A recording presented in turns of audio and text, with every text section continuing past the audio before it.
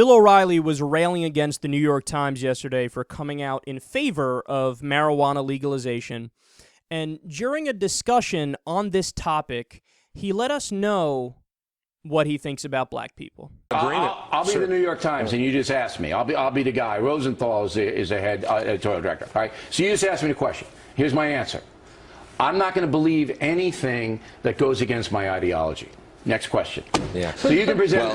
But do you want to create the facts next all day long? The Times editorial pages have been major supporters of marijuana prohibition. Let Mr. Sabet wrap it up, and then I'll get to you. Well, all right, Mr. Sabet. Look, the left is basically saying harmless.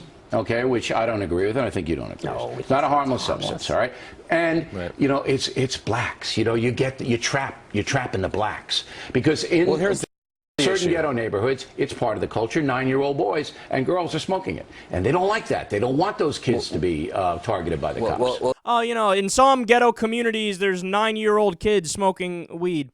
You know, maybe, Bill, it would do you good to learn some facts.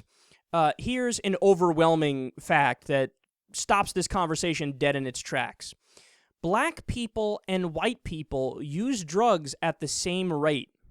Black people get arrested 4 times more often. But in Bill O'Reilly's mind, no. One race is just, oh, you know how they are.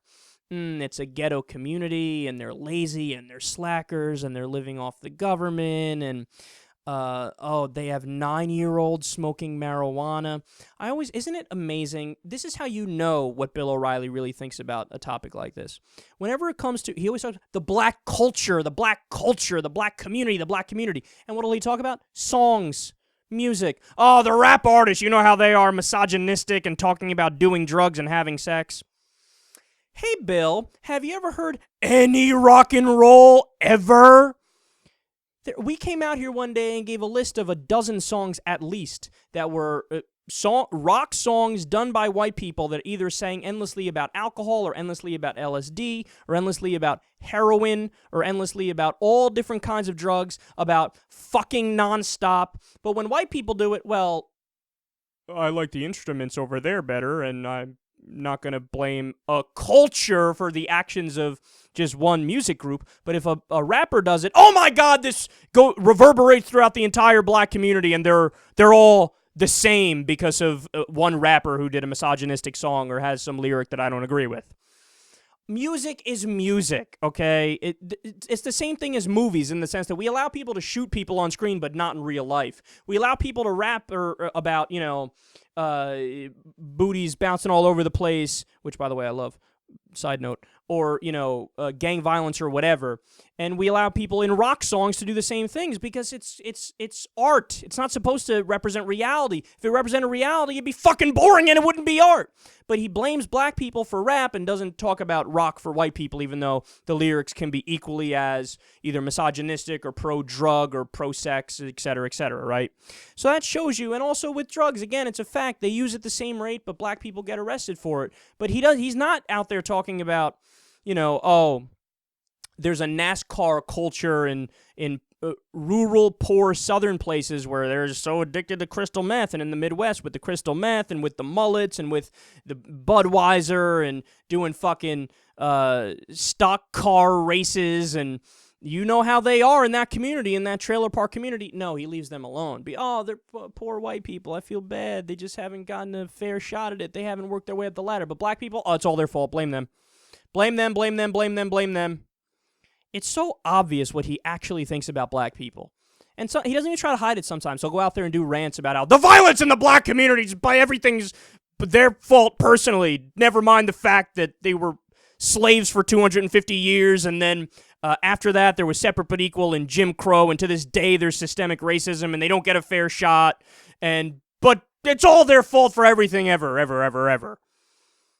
It's silly, and it's sad, and it's gross. And here's the bottom line, man. Yes, one of the reasons why we should legalize marijuana is the disproportionate punishment against black people, which is unfair because, again, blacks and whites use it the same rate. But also, it's a matter of freedom. And also, it's a matter of prohibition and understanding that just like alcohol prohibition didn't work and it made the mafia strong and crime went up, Weed prohibition and drug prohibition makes the cartels strong and crime has gone up. 60,000 people have died on the border in a literal drug war. How are you going to pretend like he said, oh, the New York Times, they don't believe in facts because it contradicts their ideology. You don't believe in facts because it contradicts your ideology. 60,000 people who didn't need to die but died in a literal drug war. We spent over $1 trillion to continue the war on drugs, and the drug usage rate has increased. $1 trillion flushed down the toilet because idiots like you just, we want to keep a joint out of little Timmy's hand even though he's going to get the joint anyway. It's just a matter of if he buys it from the cartel or if we legalize it and he can go to Walgreens and buy it. Bill O'Reilly is a joke.